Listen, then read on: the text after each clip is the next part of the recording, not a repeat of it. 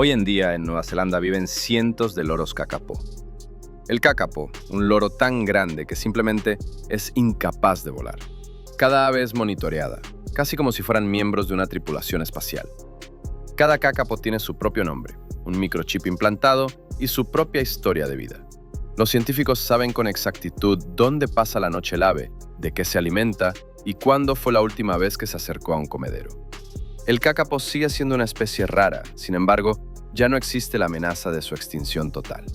Al ver la población actual, es difícil imaginar que hace apenas medio siglo el destino de estas aves pendía de un hilo. Después de largas expediciones por las zonas más recónditas de Nueva Zelanda, los investigadores lograron encontrar solo 18 kakapos.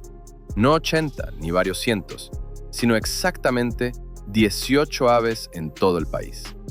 Y fue entonces cuando se descubrió lo peor. Resultó que los 18 ejemplares eran machos. Ni una sola hembra, ni la más mínima posibilidad de continuar la especie. Formalmente la especie todavía existía, pero ya no le quedaba ningún futuro. ¿Cómo se podía siquiera hablar de salvarlos después de semejante descubrimiento? Y, sin embargo, fueron precisamente esos 18 machos el punto de partida para una población que hoy en día cuenta con más de 230 aves. La única pregunta es, ¿qué tuvo que pasar durante el siguiente medio siglo para que lo imposible realmente se hiciera realidad? Para entender cómo el kakapo llegó a una situación así, vale la pena recordar la historia de esta ave tan peculiar. Un loro verde y pesado, que casi no vuela y se pasea tranquilamente por el suelo, a primera vista parece un capricho de la naturaleza. Sin embargo, hace millones de años, era precisamente ese estilo de vida el que le daba una clara ventaja. Nueva Zelanda se desarrolló durante mucho tiempo en completo aislamiento del resto del mundo. Aquí casi no había depredadores terrestres, lo que significaba que nadie obligaba a las aves a huir o a levantar el vuelo. Volar fue perdiendo gradualmente su importancia como una cuestión de supervivencia, y la necesidad de conservar estabilidad desapareció por sí sola. Podría parecer que en un mundo así el kakapo no tenía ningún enemigo en absoluto. Sin embargo, sí que existió un depredador verdaderamente peligroso. Sobre los bosques de Nueva Zelanda planeaba antiguamente el águila de Haast, un ave de rapiña gigantesca, hoy completamente desaparecida de la faz de la Tierra. Este depredador actuaba de una manera completamente diferente a las bestias terrestres modernas. Atacaba desde arriba y dependía principalmente de su aguda visión. Por eso, las aves desarrollaron una estrategia de defensa distinta. No correr, no volar, sino quedarse quietas a tiempo y camuflarse con la densa vegetación. Con el tiempo, el kakapo adoptó un estilo de vida nocturno y salía a buscar su alimento principalmente en la oscuridad. Su plumaje de camuflaje, su capacidad para quedarse inmóvil y su costumbre de refugiarse entre la maleza lo salvaron una y otra vez de su único enemigo serio durante miles de generaciones. Todo cambió con la llegada del ser humano. Junto con las personas, llegaron a las islas animales que nunca antes habían existido allí. Estos cazaban con reglas completamente diferentes, y fue entonces cuando la antigua defensa del kakapo resultó inútil por primera vez. El kakapo tiene una particularidad que, durante millones de años, no le causó ningún problema. El ave posee un fuerte olor dulzón y almizclado que le ayudaba a encontrar a sus congéneres en el denso bosque nocturno. Para los nuevos depredadores, este mismo olor se convirtió en una guía casi perfecta para la caza. El gato ya no tenía que andar buscando entre los helechos a un pájaro inmóvil. Podía sentir su presencia mucho antes de que entrara en su campo de visión. La costumbre de quedarse quieto, que durante tantos años había protegido al kakapo de los depredadores aéreos, de la noche a la mañana se convirtió en una trampa mortal para él. La desaparición fue tan rápida que la gente tardó mucho en darse cuenta de su verdadera magnitud. Hasta hacía muy poco, el kakapo era considerado un ave común en los bosques de Nueva Zelanda, pero al poco tiempo, encontrarse con uno se convirtió en una rara suerte.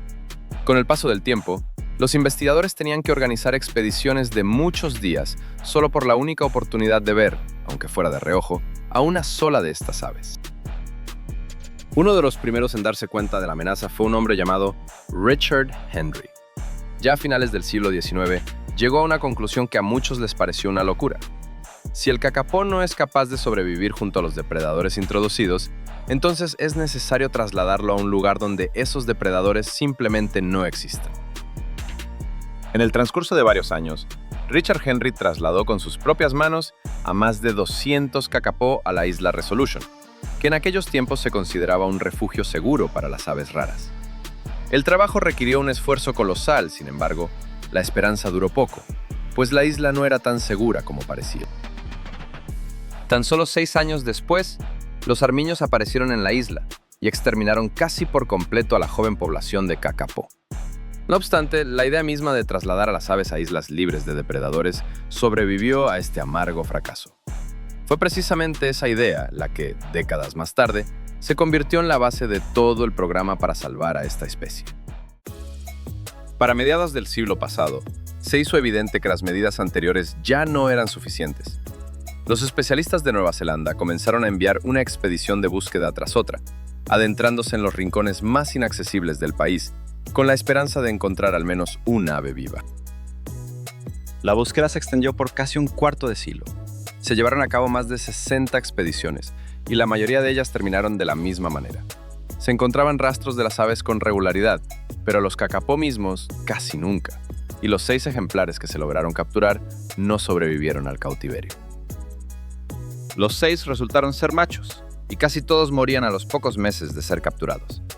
En aquel entonces la gente sabía muy poco sobre el estilo de vida de los kakapos como para ayudarlos a sobrevivir lejos de su bosque natal. Desde afuera, todo esto parecía una racha interminable de mala suerte. Pasaban los años, se invertía cada vez más esfuerzo y el panorama apenas cambiaba. Pero fueron precisamente estas expediciones las que sentaron las bases para un descubrimiento que muy pronto devolvería la esperanza a la gente. En 1974, unos científicos de Nueva Zelanda comenzaron una nueva búsqueda, aunque ellos mismos dudaban de que la especie hubiera sobrevivido. Durante los siguientes años, lograron encontrar 18 kakapos en las montañas de Fiordland, y todos, una vez más, resultaron ser machos.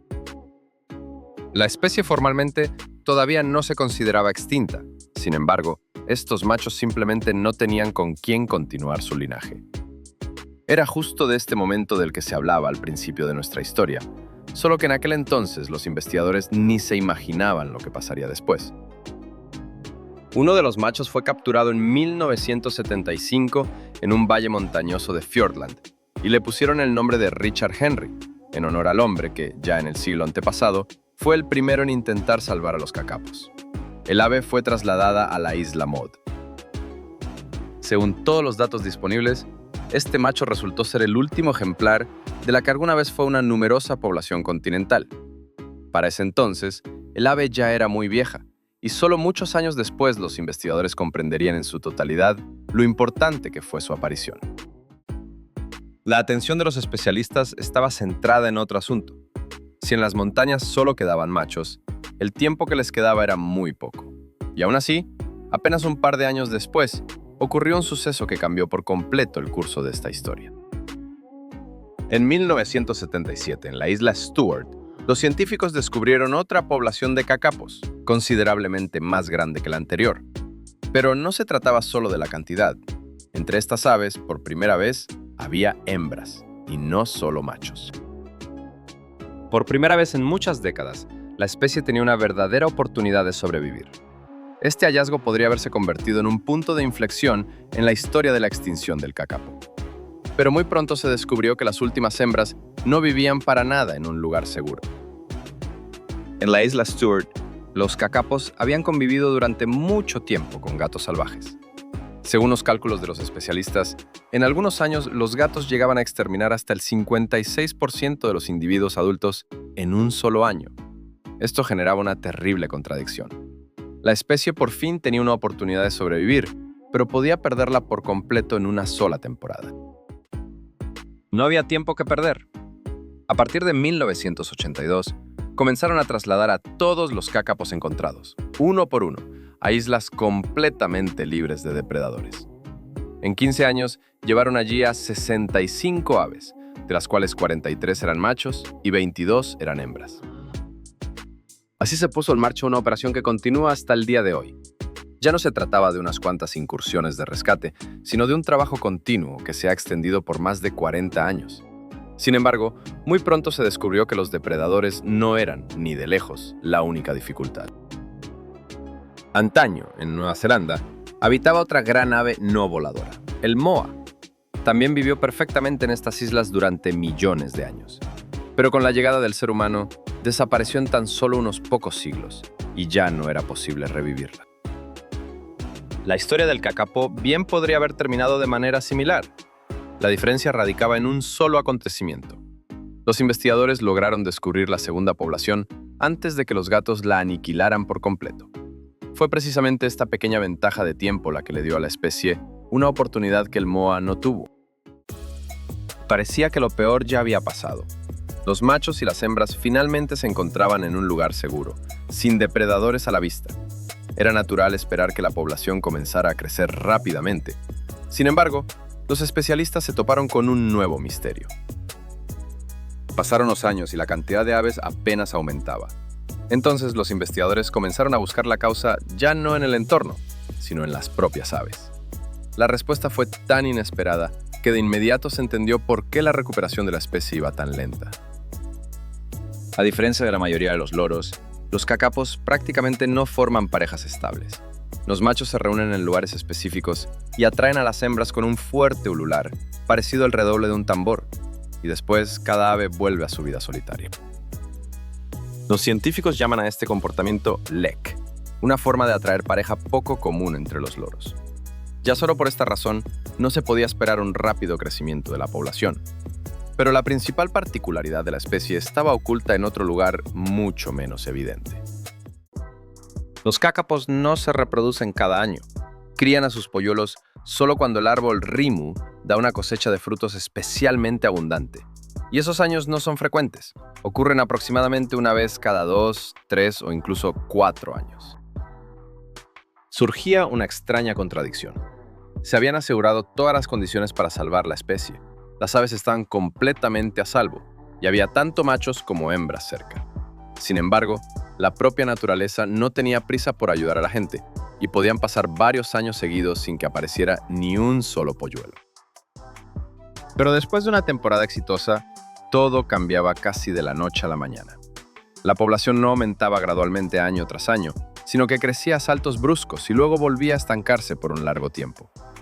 Por eso, desde afuera podía parecer que el programa de rescate prácticamente no daba resultados.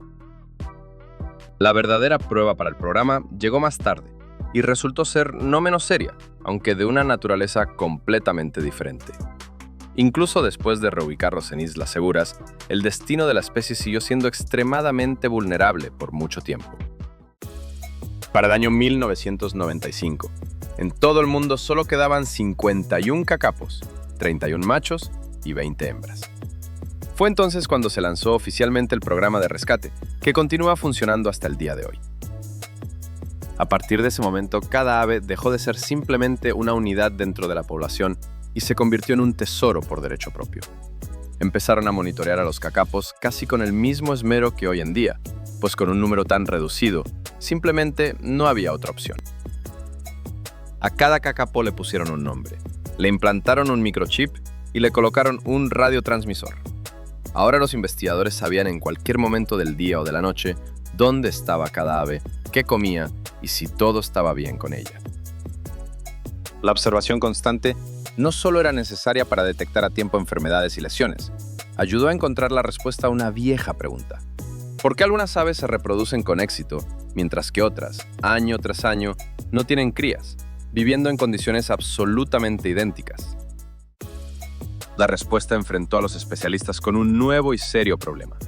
Casi todos los kakapos que sobrevivieron resultaron ser parientes muy cercanos entre sí. Cuanto más se reducía la población, con más frecuencia nacían polluelos de aves con genes similares, y esto inevitablemente disminuía la diversidad genética de la especie. Afortunadamente, entre las aves rescatadas se encontraba aquel macho al que llamaron Richard Henry. Durante muchos años vivió completamente aislado del resto de los kakapos y pertenecía a otra línea genética, la de Fiordland, notablemente diferente de la insular. En 1998, Richard Henry se convirtió en padre de 3 polluelos con una hembra llamada Flossie, en la isla de Maud. Su descendencia devolvió a la población la diversidad genética que antes parecía irremediablemente perdida. Sin embargo, un análisis posterior del genoma arrojó un resultado inesperado. los genes de Richard Henry efectivamente enriquecieron la diversidad de la población, pero al mismo tiempo portaban más mutaciones dañinas de lo que los científicos suponían. Ni siquiera su propia descendencia pudo evitar por completo las consecuencias de la endogamia. Desde el año 2015, los científicos comenzaron a descifrar el genoma de prácticamente todas las aves vivas, así como de especímenes de museo conservados de los cacapos continentales extintos. Esto permitió seleccionar con mayor precisión las parejas para la reproducción y preservar la diversidad genética restante de la especie. Sin embargo, ni siquiera después de esto el trabajo se volvió más fácil.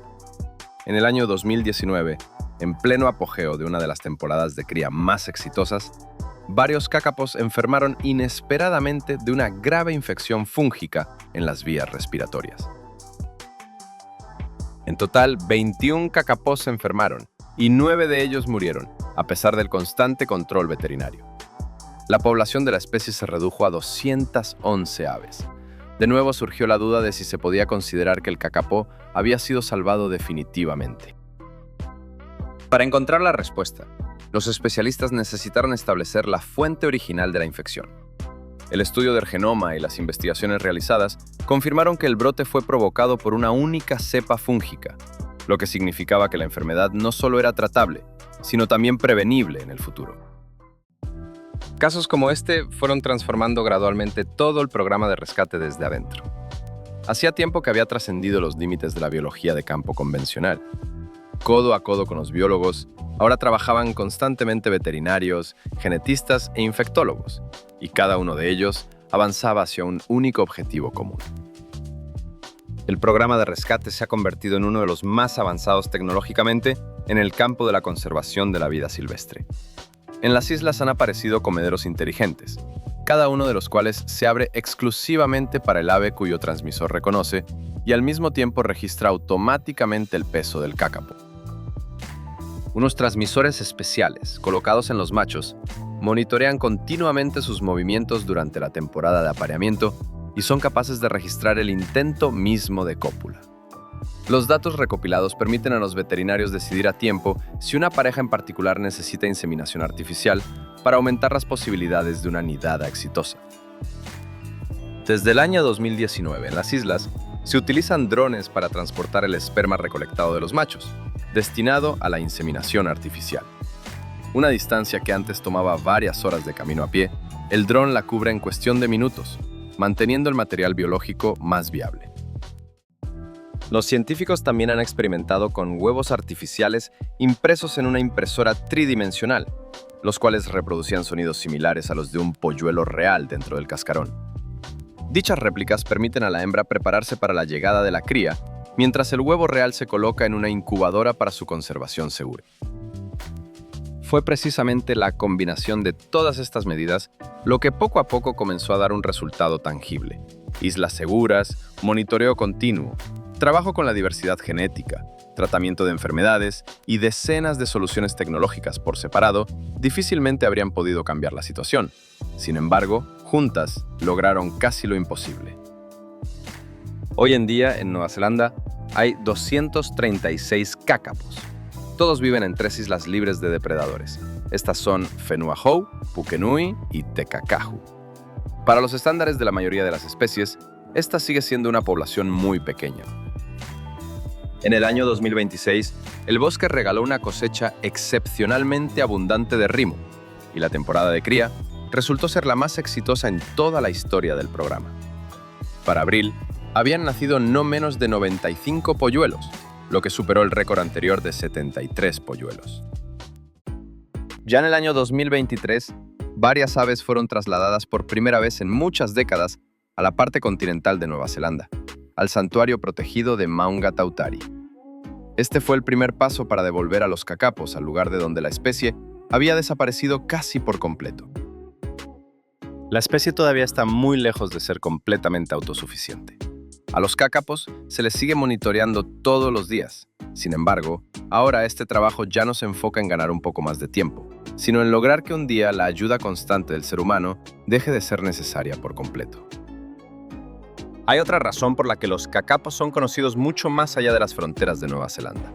A finales de los años 90 nació un macho llamado Sirocco, quien, debido a una enfermedad en su temprana edad, creció alejado de otros cacapos y se acostumbró exclusivamente a los humanos. En el año 2009, durante la filmación de un documental para la BBC, Sirocco de repente intentó aparearse con la cabeza de un zoólogo que había venido a grabar al ave para el programa. Este episodio le dio la vuelta al mundo al instante. El video fue visto por decenas de millones de personas. Y por primera vez, hasta aquellos que nunca antes habían oído hablar de esta ave se enteraron de la existencia del kakapo. En el año 2010, el primer ministro de Nueva Zelanda nombró oficialmente a Sirocco como representante de las aves para asuntos de conservación. Más tarde, los especialistas intentaron recolectar el esperma de Sirocco para el programa de cría utilizando un equipo especial, pero no tuvieron éxito, ya que el ave prefería con insistencia cortejar la cabeza de un humano en lugar de a una hembra. Este caso atrajo mucha más atención hacia la conservación de la naturaleza que decenas de publicaciones científicas. Mientras tanto, el programa en sí se volvía cada vez más preciso. Los científicos aprendieron a predecir qué parejas producirían la descendencia más sana, cuándo intervenir en la crianza de un polluelo y cuándo era mejor dejar que la naturaleza siguiera su curso sin la participación humana. Hace 50 años, 18 machos sin una sola hembra parecían más bien el punto final de esta historia que su continuación. Pero fue precisamente desde ese momento que comenzó uno de los programas de conservación de animales más complejos y exitosos en toda la historia de la protección de la naturaleza. Hoy en día el kakapo sigue siendo uno de los loros más raros del planeta. Pero esta ya no es una historia sobre una extinción inminente, sino sobre cómo hasta las situaciones más desesperadas a veces pueden cambiar, si se empieza a actuar a tiempo y no se bajan los brazos.